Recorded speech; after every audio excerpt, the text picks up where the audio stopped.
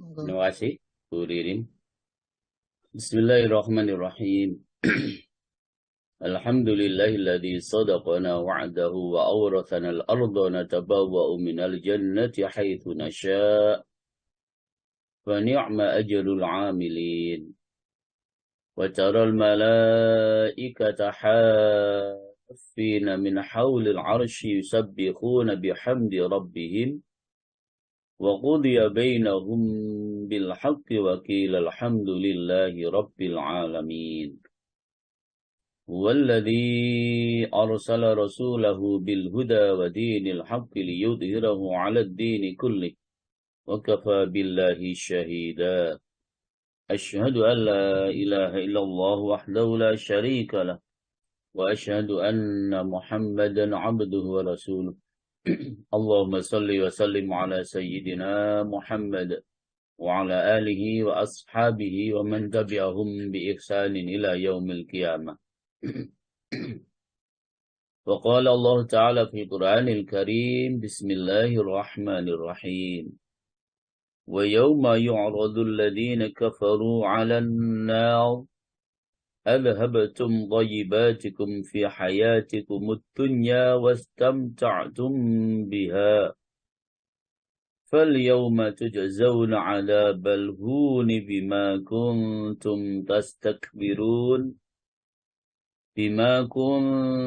تستكبرون في الأرض بغير الحق وبما كنتم تفسقون صدق الله العظيم أما بعد Al-Mukarram Ustaz Dr. Andes Ki Haji Soekardi yang saya muliakan, para Ustadz, Ustadzah, khususnya Ustadz Abdullah Wahid yang selalu setia bergabung dalam kajian kita, dan Bapak Ibu, para jamaah semuanya saja, tanpa terkecuali yang saya muliakan.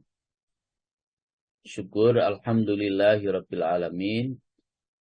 Senantiasa kita panjatkan kehadirat Allah Subhanahu wa taala atas sekian banyak nikmat rahmat taufik hidayah inayahnya yang telah diberikan kepada kita sekalian, sehingga alhamdulillahirabbil alamin saya dengan panjenengan selalu bisa berusaha untuk senantiasa melakukan taqarrub ilallah, melakukan pendekatan kepada Allah Subhanahu wa taala dengan berbagai macam ibadah dan amaliyah yang kita lakukan. Khususnya pagi hari ini adalah kita taqarrub ilallah melalui majelis ta'lim yang kita cintai, yaitu kajian online Asy-Syifa.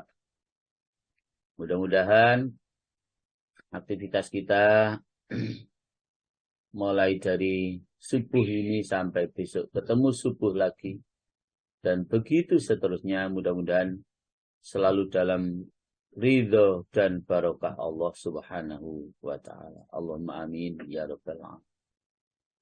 Salawat salam semoga tetap tersampaikan kepada junjungan kita Rasulullah Muhammad sallallahu alaihi wasallam, atas petunjuk, bimbingan, pengarahan dan pendidikan beliaulah, sehingga kita bisa mengelola dan memanage hidup kita ini dengan sebaik-baiknya. Tentu kebaikan-kebaikan yang sudah kita lakukan selama kita hidup di dunia, yang kita dasari ikhlas semata-mata karena Allah ini, para jamaah, kita berharap nanti di akhirat Allah menurunkan rahmat kepada kita sekalian, yang kemudian dengan rahmat itulah mudah-mudahan kita bisa memasuki surganya Allah Subhanahu wa ta'ala. Allahumma amin ya rabbal. Bapak Ibu para jamaah, penjelasan beberapa tugas yang wajib atas seorang hamba pada harta bendanya. Bapak Ibu rahimakumullah, berkali-kali sudah kita sampaikan bahwasanya harta benda yang kita miliki itu ada sisi kebaikannya dan dalam aspek yang lain ada sisi kejelekannya. Sehingga bisa dianalogkan para jamaah seperti seseorang yang menangkap seekor ular. Kalau orang yang menangkap seekor ular itu punya ilmu, cara menangkapnya, sekaligus ketika ular itu sudah ditangkap, dia mengerti juga cara mengeluarkan racun yang ada di dalam tubuh si ular itu, maka dia akan selamat dari ular itu.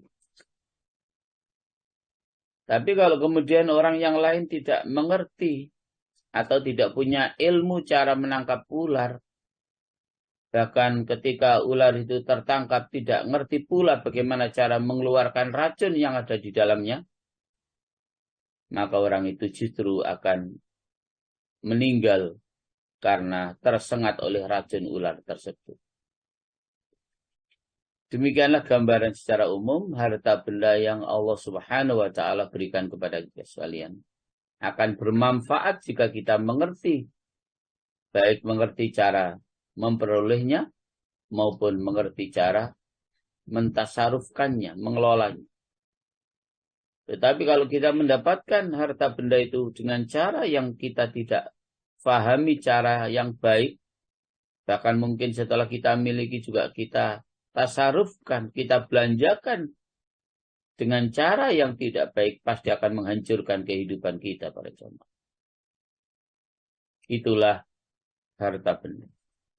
Satu sisi memberikan kebaikan kepada kita, satu sisi memberikan kejelekan kepada kita. Tergantung bagaimana kita mampu untuk mengelola harta tersebut dengan sebaik-baiknya.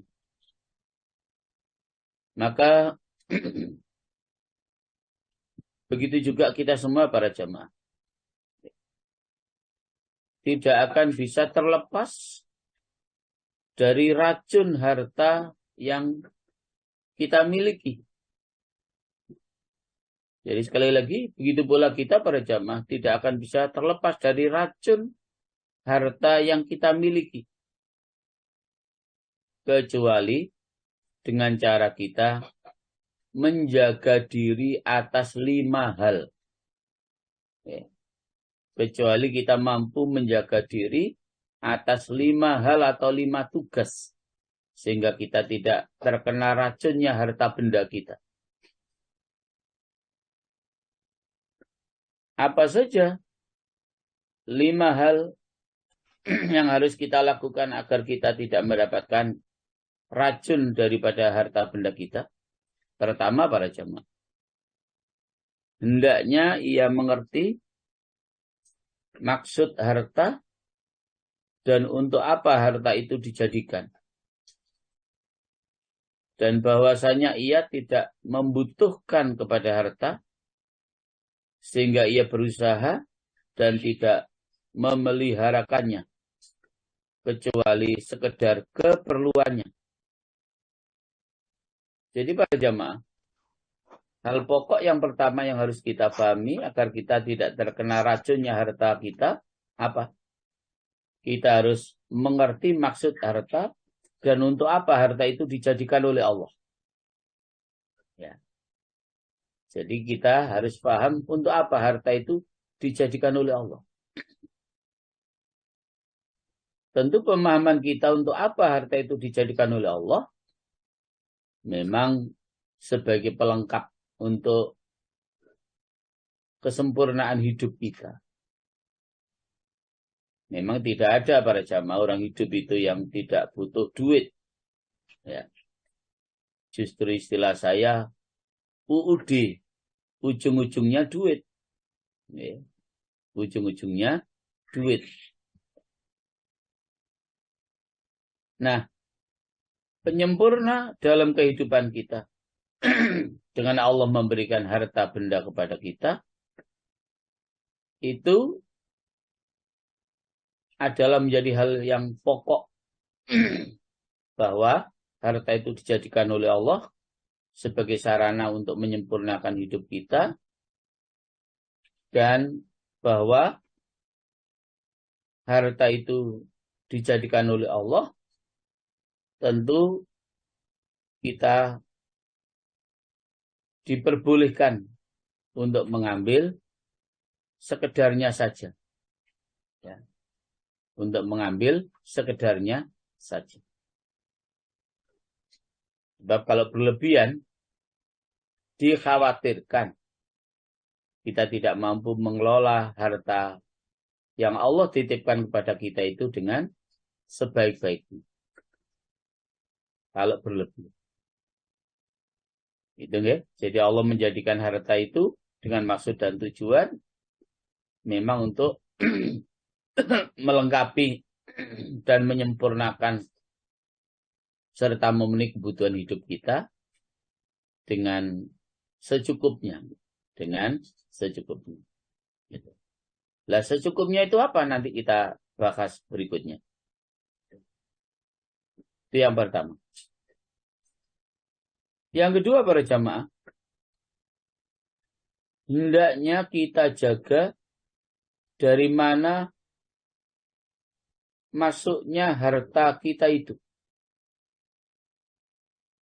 Jadi bagaimana kita harus mampu menjaga masuknya harta kita itu.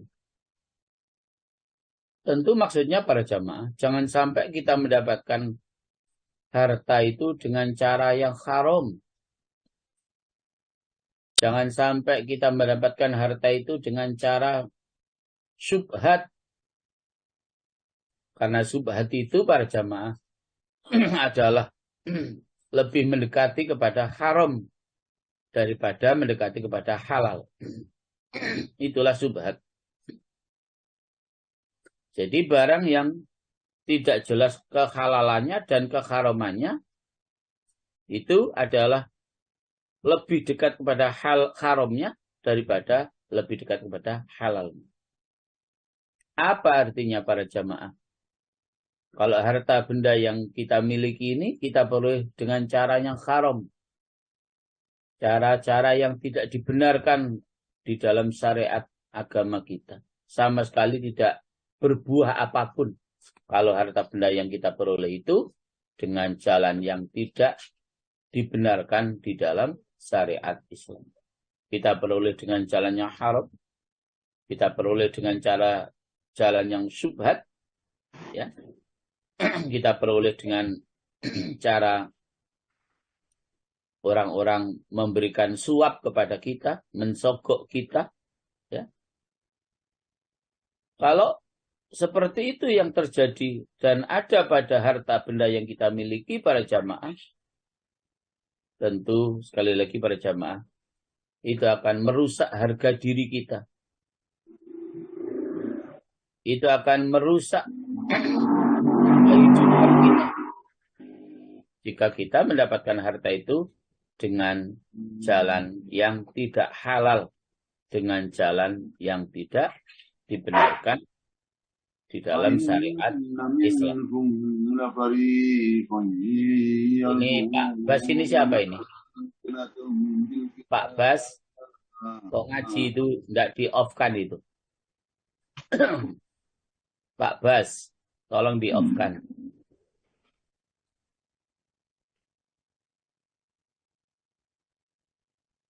Oke, kita lanjutkan.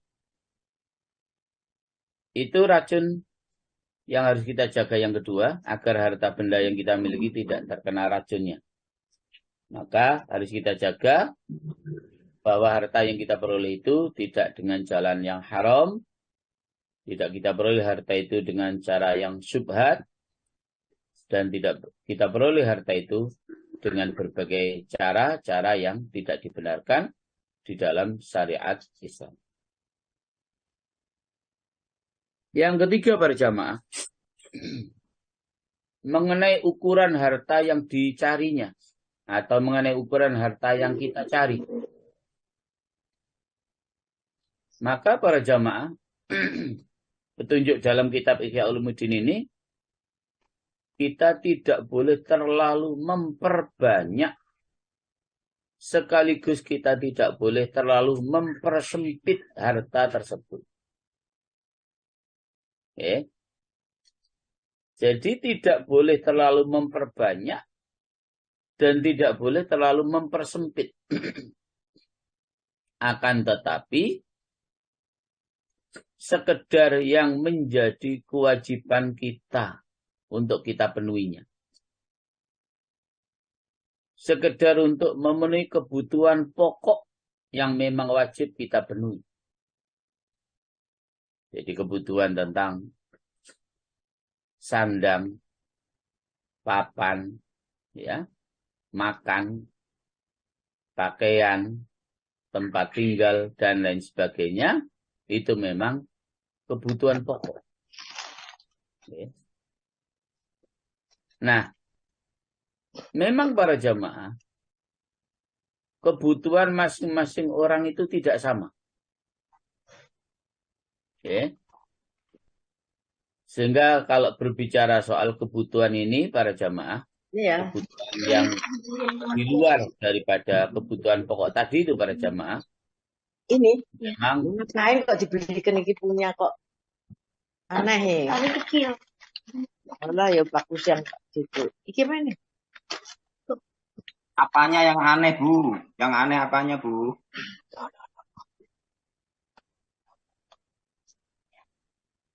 Jadi masing-masing kebutuhan kita memang tidak sama. Sehingga dalam hal kebutuhan ini para jamaah ada 3 tingkatan.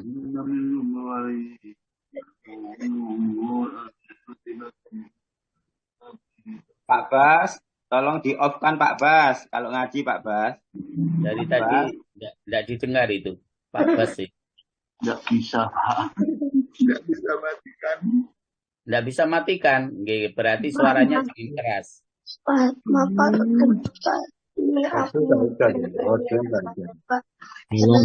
Hostnya atau co-host yang bisa matikan. Nah ini Pak Bas ini.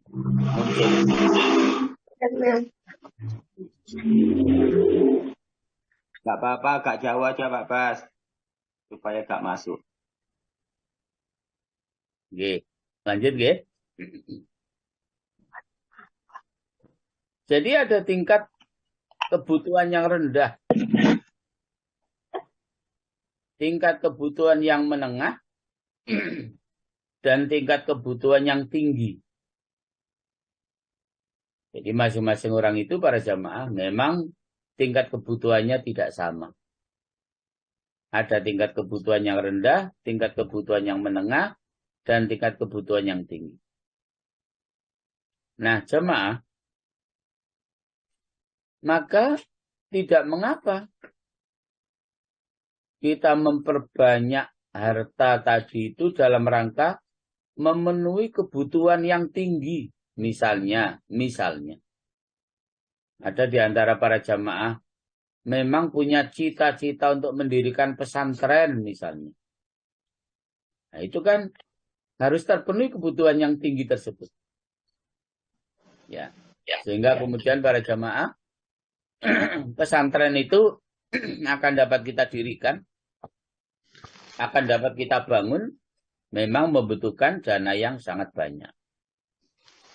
Misalnya juga ada para jamaah yang ingin mendirikan sebuah rumah sakit Islam. Bertiga aja, nggak usah jauh itu kan. Membutuhkan dana yang banyak juga. Demikian mungkin ada di antara para jamaah yang ingin memiliki perkebunan yang luasnya berhektar-hektar, sawah yang luasnya berhektar-hektar, tapi niatnya memang ketika panen untuk memberikan bantuan kepada orang-orang yang ada di sekitarnya. Ya, tidak mengapa. Berarti memang kebutuhan tinggi yang kita maksud itu dalam rangka untuk kemudian mewujudkan apa yang menjadi keinginan kita, cita-cita kita, Yang penting semuanya itu kita dasari dengan hati yang ikhlas dan semata-mata hanya untuk mencari ridha Allah Subhanahu wa ta'ala. Jadi mengenai ukuran harta yang kita cari, ya, itu memang kaidahnya atau petunjuknya jangan terlalu memperbanyak, jangan terlalu mempersempit. Maka kita penuhi kebutuhan pokok kita, ya, dan demikian pula kita penuhi apa yang menjadi niatan kita, hajat kita. Sehingga mungkin bisa masuk pada tingkat kebutuhan yang rendah, bisa masuk pada tingkat kebutuhan yang menengah, bahkan bisa masuk pada tingkat kebutuhan yang tinggi karena memang kita punya cita-cita yang sangat mulia. Tadi itu misalnya, mendirikan pendidikan Islam, mendirikan pesantren, ya, mendirikan rumah sakit Islam, membeli sawah ladang yang nanti memang niatnya untuk menyumbang operasionalnya masjid, musola misalnya, dan seterusnya. Monggo saja. Jadi, memperluas dengan cara untuk memenuhi kebutuhan di tingkat tinggi yang tadi niatannya adalah baik seperti itu, ya memang tidak mengapa. Yang penting sekali lagi, semua yang kita lakukan harus kita dasari dengan ikhlas dan semata-mata hanya untuk mencari ridha Allah Subhanahu wa ta'ala. Nah, walaupun di dalam kitab Ihya Ulumuddin ini dijelaskan, dan selama kita ini condong kepada pihak yang sedikit, yang mendekati kepada batas darurat atau batas yang diperlukan, niscaya kita itu adalah masuk dalam kategori yang benar. Artinya para jamaah, kalau memang kita tidak membutuhkan yang banyak dan mungkin masuk dalam kebutuhan yang rendah atau kebutuhan yang sedikit, itu akan lebih menyelamatkan kita, maksudnya begitu jamaah. Akan lebih menyelamatkan kehidupan kita di dunia sampai di akhirat. Daripada kita penuhi kebutuhan banyak, tetapi kemudian kita tidak mampu mengelolanya dengan sebaik-baiknya, itu justru akan menyulitkan kehidupan kita di dunia, apalagi nanti di akhirat. Jadi, selama kita condong kepada pihak yang sedikit dan sekedar mendekati pada batas darurat untuk memenuhi kebutuhan pokok tadi, maka dijelaskan niscaya kita dalam kondisi yang benar. Ya, dalam kondisi yang benar. Gitu ya. Sebab para jamaah, kalau terus kita mengumpulkan harta benda, dan sekali lagi kita tidak mampu untuk memanagenya, mentasarufkannya dengan cara yang dibenarkan pula di dalam Islam, para jamaah rahimahullah, takutnya nanti justru dengan harta benda yang banyak itu menyebabkan kita justru di akhirat masuk ke neraka hawiyah. Jadi dalam surat Al-Qari'ah itu, Bismillahirrahmanirrahim, Al-Qari'ah, Mal Qari'ah, wa ma adraka mal Qari'ah, Yawma yakunun nasu kal farashil mabthuth, wa takunul jibalu kal 'ainil manfush, fa amma man thaqulat mawazinuh, fahuwa fi 'ishatir radiyah, wa amma man khaffat mawazinuh, fa ummuhu hawiyah, wa ma adraka ma hiya, narun hamiyah. Monggo Bu Indri. Nggih Ustaz, siap. Nggih, a'udzubillahi minasyaitonir rajim. Bismillahirrahmanirrahim. Surat Al-Qari'ah terjemahnya, hari kiamat. Apakah hari kiamat itu? Dan tahukah kamu apakah hari kiamat itu? Pada hari itu, manusia seperti laron yang berterbangan, dan gunung-gunung seperti bulu yang dihambur-hamburkan. Maka Adapun orang yang berat timbangannya kebaikannya, maka dia berada dalam kehidupan yang memuaskan, yaitu senang. Dan adapun orang yang ringan timbangan kebaikannya, maka tempat kembalinya adalah neraka hawiyah. Dan tahukah kamu apakah neraka hawiyah itu? Yaitu api yang sangat panas. Narul hamiyah.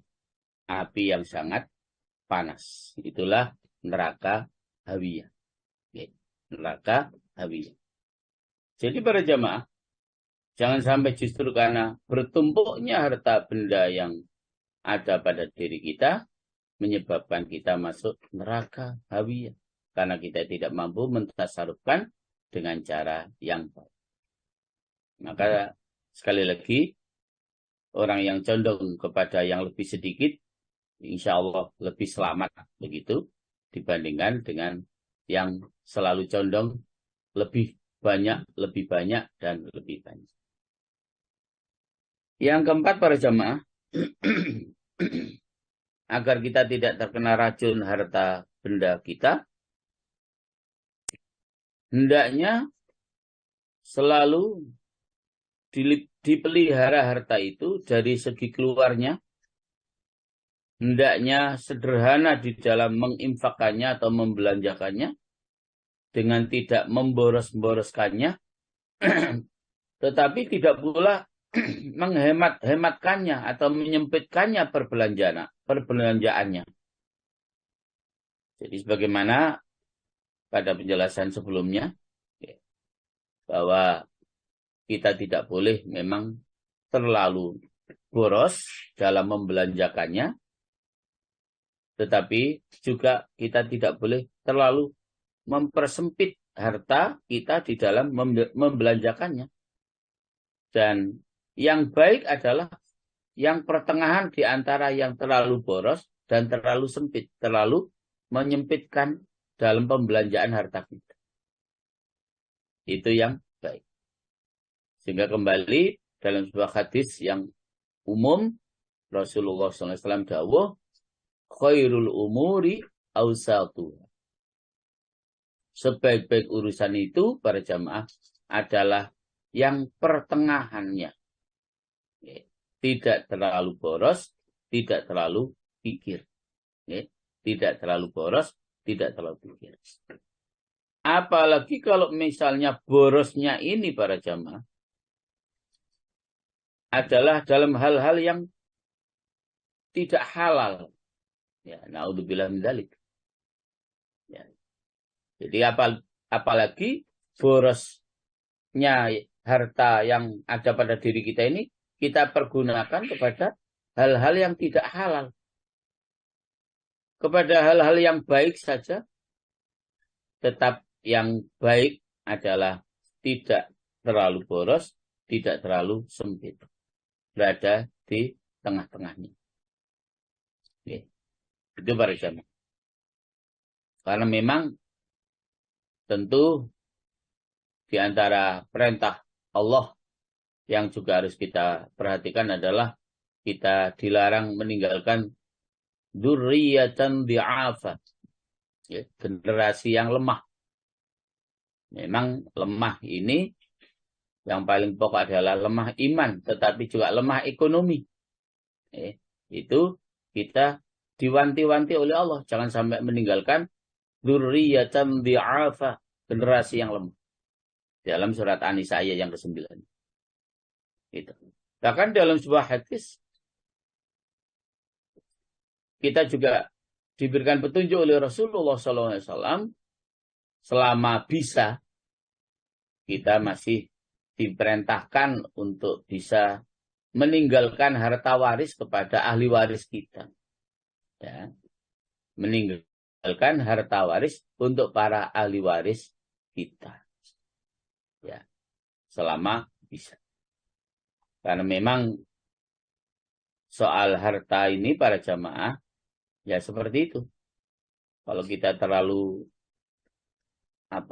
miskin dalam harta juga membahayakan kehidupan kita. terlalu.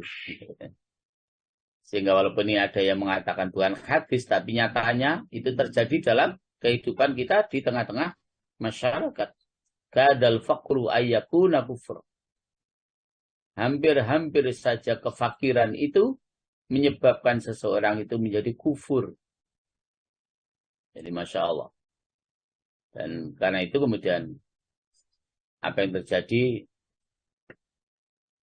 seseorang itu sampai kemudian menjual imannya karena disantuni oleh orang lain. Sementara kita yang seiman seagama tidak pernah memperhatikan nasib mereka. Akhirnya diperhatikan nasib mereka oleh orang lain. Karena sudah sering mendapatkan bantuan, secara otomatis akan mudah untuk dikuasai, akan mudah untuk diatur. Karena sudah terlalu sering mendapatkan bantuan, sering mendapatkan pertolongan. Akhirnya seseorang itu juga akan mudah untuk diatur. Ya, kalau bisa begini Pak, Bu, dan seterusnya. Pelan-pelan, tapi akhirnya ya benar-benar sampai masuk. Itu para jamaah.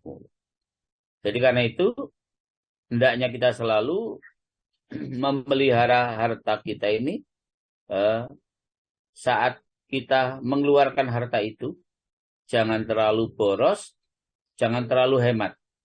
Tapi berlakulah kita di tengah-tengah antara boros dengan hemat.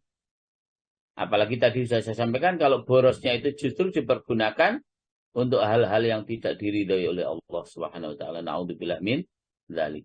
Gitu. Yang kelima para jamaah, agar harta kita tidak terkena racun-racunnya, harta tersebut, hendaknya kita berniat baik di dalam mengambil dan meninggalkan, membelanjakan dan menahan harta kita. Maka diambillah harta itu untuk apa yang bisa menolong kita untuk beribadah kepada Allah. Dan juga kita tinggalkan harta itu untuk menuju zuhud, ya, dari kehinaan harta benda. Jamaah hukumullah. Jadi hendaknya kita berniat baik di dalam mengambil dan meninggalkan harta itu. Membelanjakan dan menahan harta itu. Jadi kita mengambil maupun meninggalkan itu adalah dalam rangka untuk menuju ibadah kepada Allah. Kita ambil harta itu sebagai sarana untuk beribadah kepada Allah. Kita tinggalkan harta itu sebagai sarana kita untuk bisa zuhud. Ya, tidak terlalu mencintai harta kekayaan dan kita bisa menuju Allah Subhanahu wa ta'ala. Sehingga para jamaah hukumullah, kita ambil sebagai wasilah untuk beribadah, kita tinggalkan harta itu juga sebagai wasilah agar kita bisa beribadah kepada Allah Subhanahu wa ta'ala. Maka antara mengambil maupun meninggalkan, antara mengambil dan tidak mengambil harta itu para jamaah harus sama-sama kita niati dengan niat yang baik. Jadi harus sama-sama kita niatkan dengan niat yang baik. Kita ambil niatnya untuk biar bisa menjadi media bagi kita untuk dekat dengan Allah. Kita tinggalkan harta itu juga agar bisa menjadi media bagi kita untuk dekat dengan Allah.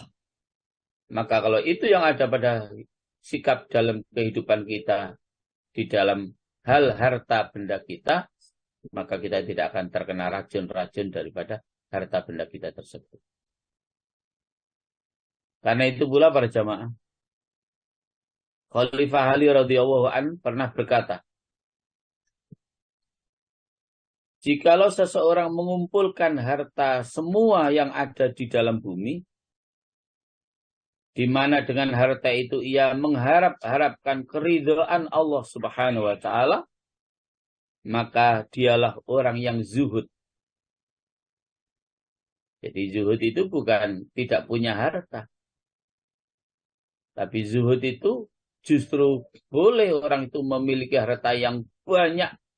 Tetapi banyaknya harta yang ada pada diri kita itu kita jadikan sebagai sarana untuk mencari ridha Allah. Itulah zuhud. Dikata Khalifah Ali, sekali lagi, jikalau seseorang mengumpulkan harta semua yang ada di dalam bumi, di mana dengan harta itu ia mengharapkan keridhaan Allah Subhanahu wa taala, maka ia adalah orang yang zuhud. Dan jikalau ditinggalkan semua harta itu, di mana ia tidak mengharapkan keridhaan Allah, maka ia tidaklah orang yang zuhud. Hati-hati. Antara mengambil dan meninggalkan harus sama-sama kita niatkan untuk mencari ridha Allah Subhanahu wa ta'ala. Karena kalau kita meninggalkan harta itu, tetapi tidak ada tujuan dan niatan untuk mengharapkan ridha Allah, walaupun kita tanpa harta, kekayaan, dalam kondisi miskin misalnya, itu bukan berarti kita orang yang zuhud. Karena meninggalkan harta itu bukan untuk mendapatkan ridha Allah. Tapi begitu saja ditinggalkan tanpa ingin mendapatkan ridha Allah Subhanahu wa taala, maka dalam kondisi kemiskinan kita seperti itu para jamaah, kita bukan orang yang zuhud. Karena dalam kondisi kita meninggalkan harta itu bukan untuk mencari ridha Allah, tapi mungkin untuk mencari popularitas dan lain sebagainya. Biarlah orang melihat saya begini-begini sajalah.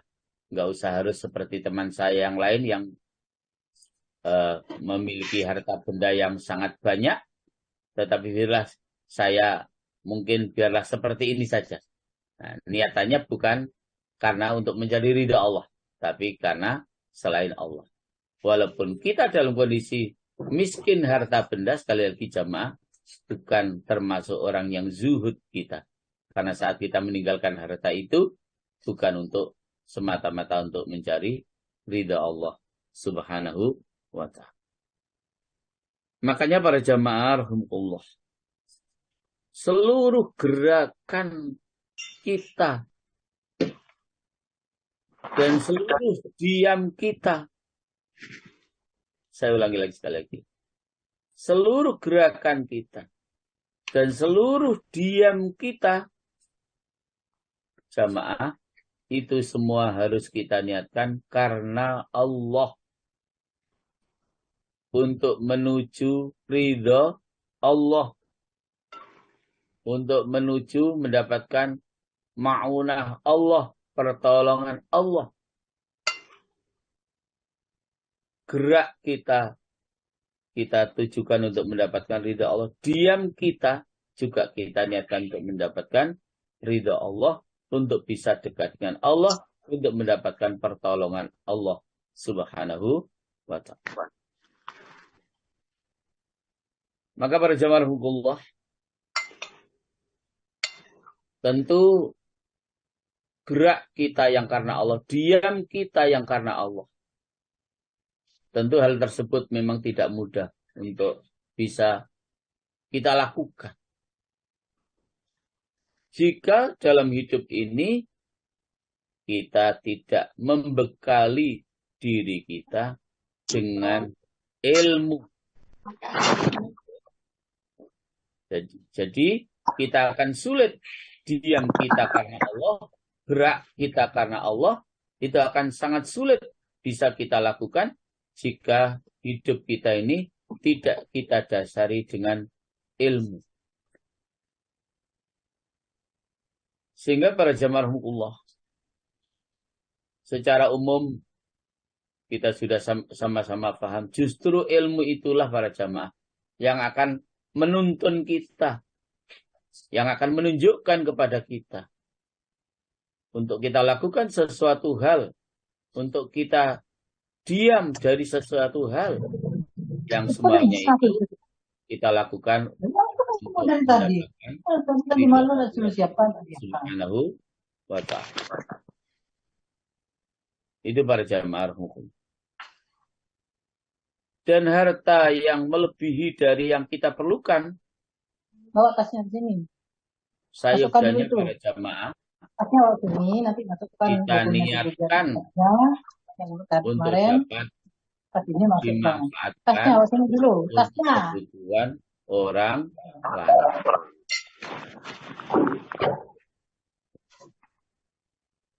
Jadi, harta yang melebihi dari apa yang kita perlukan itu sayupjanya lah para jamaah. Kita niatkan untuk dapat dimanfaatkan oleh orang lain. Ya. Sehingga kemudian tidak menjadi madharat bagi kita. Ya. Tidak menjadi sebab madharat bagi kita. Itu harus ada niatan seperti itu. Kelebihan harta benda yang Allah berikan kepada kita itu kok ganda nih suara. Yang mohon di apa ya?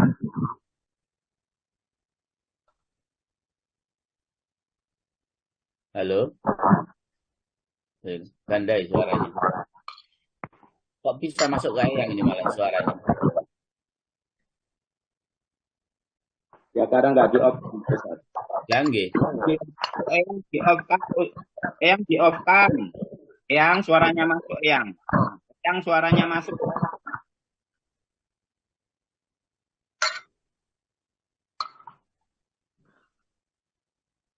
Ya, dilanjut. Baik. Bapak Ibu.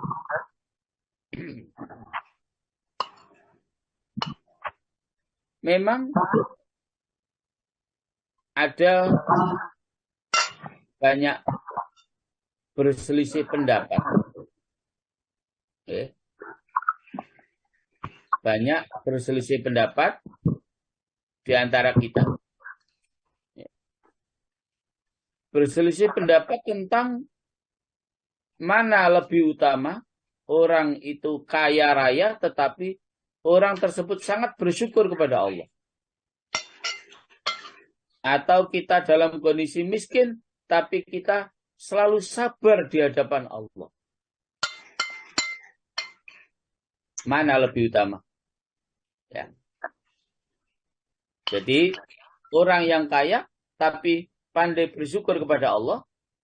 Atau kita dalam kondisi miskin, tapi kita juga bersabar dalam kemiskinan kita itu. Nah, para jamaah Allah, memang hal tersebut tidak mudah untuk dapat kita sikap. Kaya tetapi bersyukur, selalu syukur kepada Allah. Miskin tapi selalu sabar di hadapan Allah Subhanahu wa ta'ala. Tentu para jamaah Allah, mana lebih utama, ya akan kembali kepada diri kita masing-masing. Kalau miskin, sabar atas kemiskinan itu baik di sisi Allah. Kalau kaya, tetapi pandai bersyukur kepada Allah atas kekayaannya itu juga baik di sisi Allah Subhanahu wa ta'ala. Hanya lagi-lagi para jamaah, kalau dalam kondisi berlebihan harta benda itu, sekali lagi para jamaah, sangat dikhawatirkan.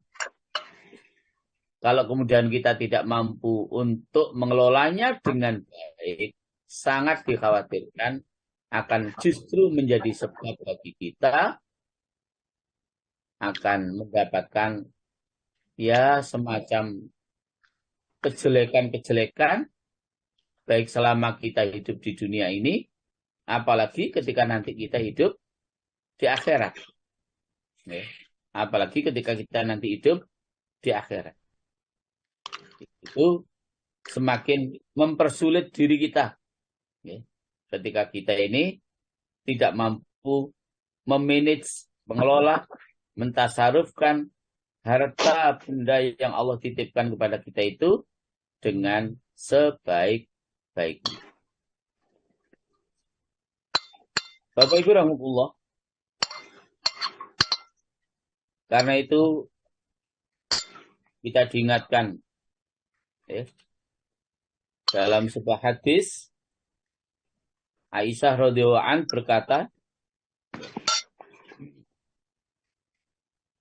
benarlah Allah dan Rasulnya.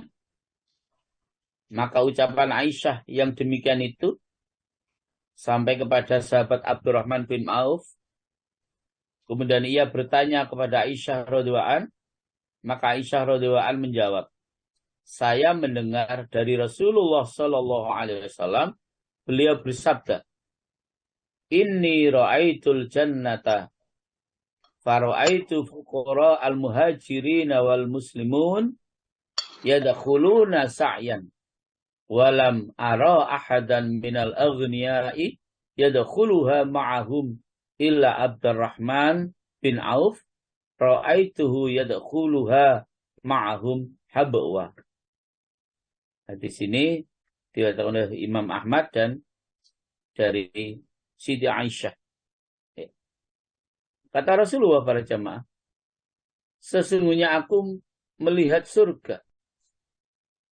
Lalu aku melihat orang-orang muhajirin dan orang-orang muslim yang miskin masuk ke dalam surga dengan berjalan cepat.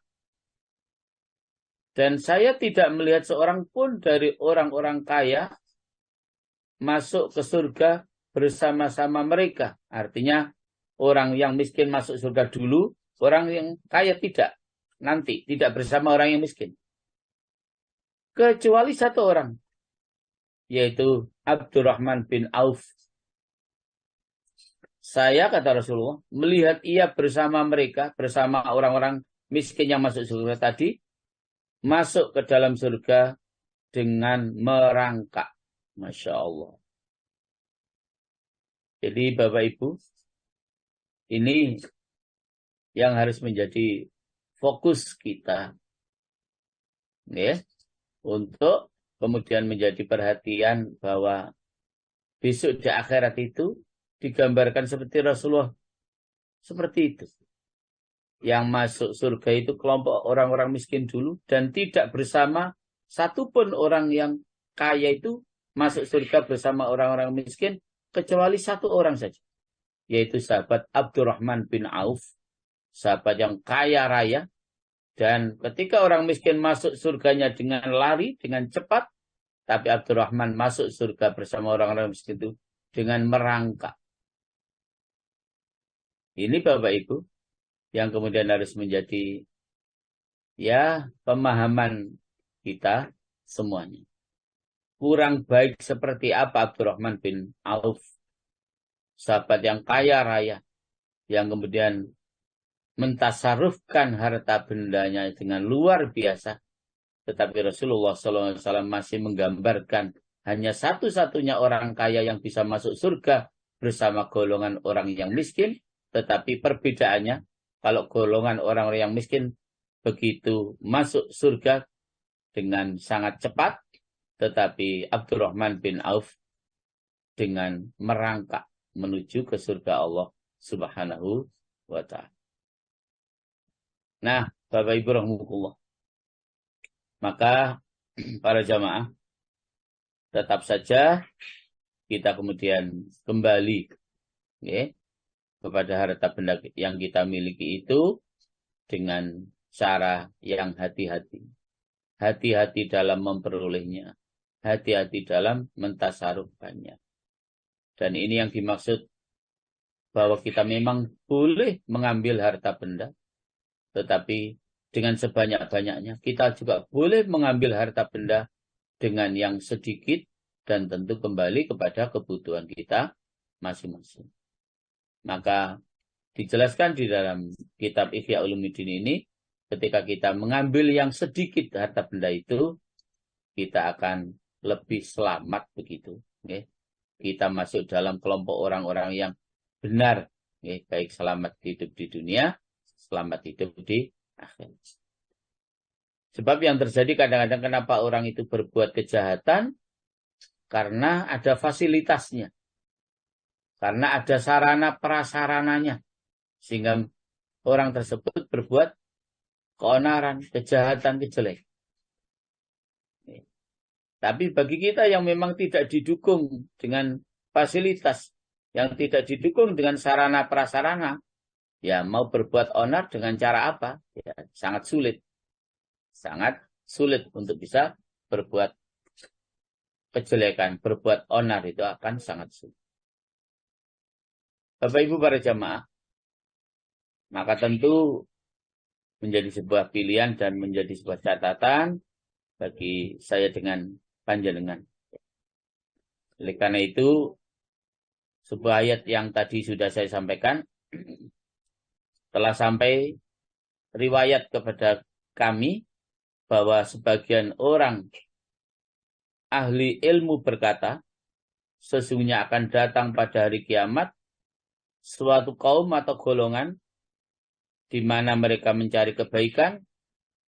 Ketika mereka mencari kebaikan itu, para jamaah, lalu dikatakan kepada mereka, adhabtum thayyibatikum fi hayatikumud dunya wastamta'tum biha.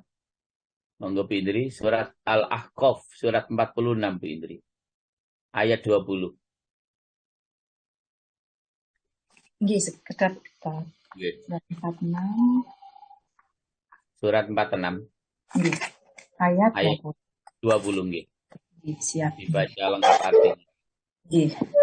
Dan ingatlah pada hari ketika orang-orang kafir dihadapkan ke neraka, seraya dikatakan kepada mereka, kamu telah menghabiskan rezeki yang baik untuk kehidupan duniamu, dan kamu telah bersenang-senang menikmatinya. Maka pada hari ini kamu dibalas dengan azab yang menghinakan. Karena kamu sombong di bumi tanpa mengindahkan kebenaran. Dan karena kamu berbuat durhaka, tidak taat kepada Allah. Baik. Bapak Ibu, rahimakumullah. Di tengah-tengah ayat itu, Allah dawuh, kamu telah menghabiskan rizkimu yang baik dalam kehidupan duniamu saja. Duniawimu saja. Untuk duniamu saja. Dan kamu telah bersenang-senang dengannya. Maka para jamaah, kalau kita mempergunakan harta benda itu, rezeki yang Allah berikan kepada kita itu, untuk kepentingan dunia kita saja, untuk senang-senang saja di dunia, maka itu artinya kita melupakan kehidupan bahagia di akhirat. Ya. Sehingga istilahnya haram hukumnya kita untuk mendapatkan nikmat akhirat. Ketika di dunia kita sudah bersenang-senang dengan harta benda kita, dan bersenang-senang ini konotasinya berarti harta benda yang Allah titipkan kepada kita, kita pergunakan untuk hal-hal yang tidak diridhoi oleh Allah Subhanahu wa ta'ala.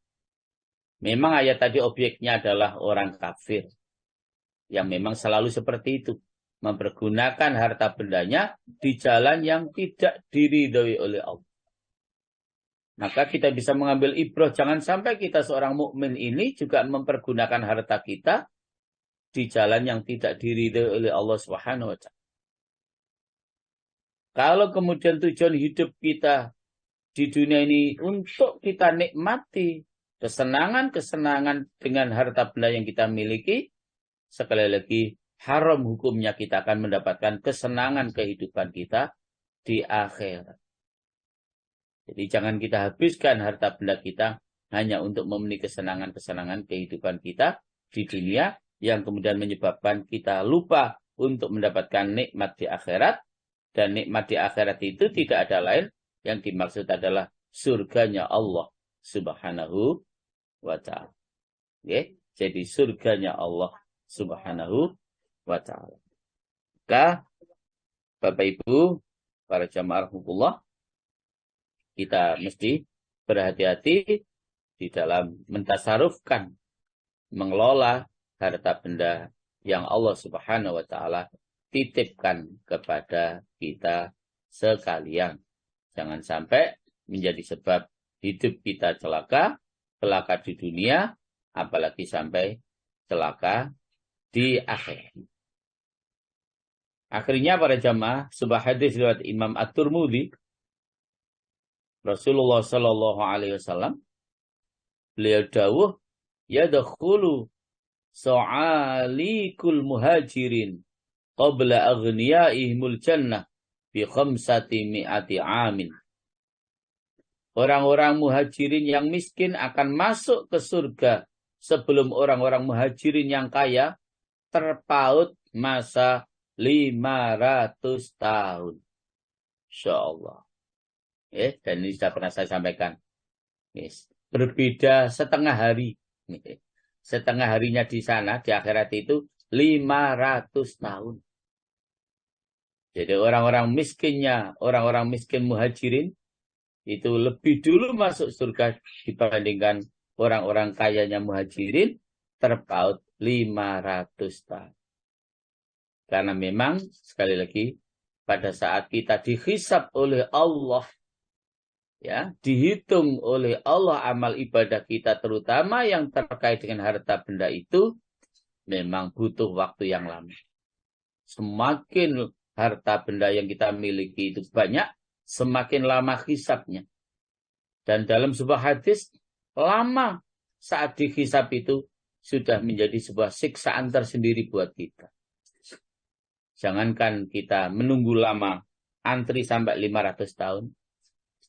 Saat kita hidup di dunia ini aja merasakan antri 1-2 jam saja sudah merasa capek, pusing. Kok enggak segera dapat antrian dan seterusnya. Apalagi harus menunggu dihisab sampai 500 tahun lamanya. Karena memang Allah zat yang maha teliti untuk begitu meneliti satu persatu harta benda yang kita miliki.